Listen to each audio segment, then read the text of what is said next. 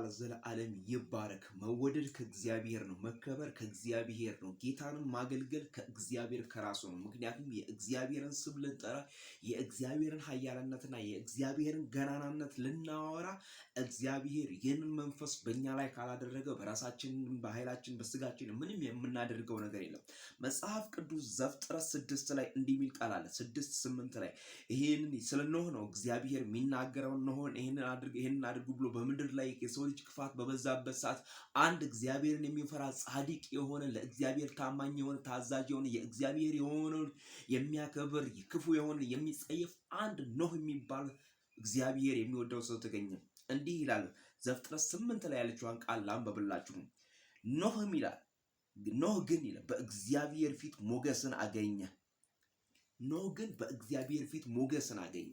ክፉ በሞላበት እግዚአብሔርን ማያከብር ሰው በሞላበት በምድር ላይ ክፋት በሞላበት በዚያ ዘመን ላይ ለእግዚአብሔር ሰው በጠፋበት በዚያ ዘመን እግዚአብሔርን የሚፈራ እግዚአብሔርን የሚያገለግል ለእግዚአብሔር ታዛዥ የሆነ ስፋቱን ወርዱን ቁመቱን መስራት የሚችል እግዚአብሔር እንዳዘዘው የእግዚአብሔርን ትእዛዝ ማድረግ የሚችል አንድ ሰው ተገኘ።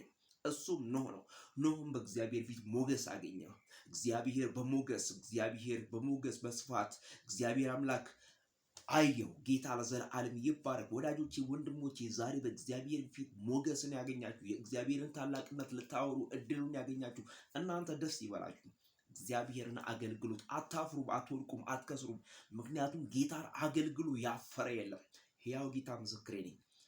ተባረክ ያለው ተለውጭ ያለው አድግ ያለው ሄጅ ያለው እግዚአብሔር በብዙ ረድቶኛል። ምህረትና ቸርነቱን በጎነትና መልካምነቱን ከትላንትናው በበለጠ አድርጎልኝ እግዚአብሔር እድልን ሲሰጠኝ እንዲህ እለዋለሁ፣ የጌታን ስም የሚጠራ ይድናል። መዳን በሌላ በማንም የለም። እንድንበት ዘንድ ከሰማይ በታች የተሰጠን ስም ኢየሱስ ነው። ሞገሳም አድርጎናል። ጌታ ለዘለዓለም ይባረክ።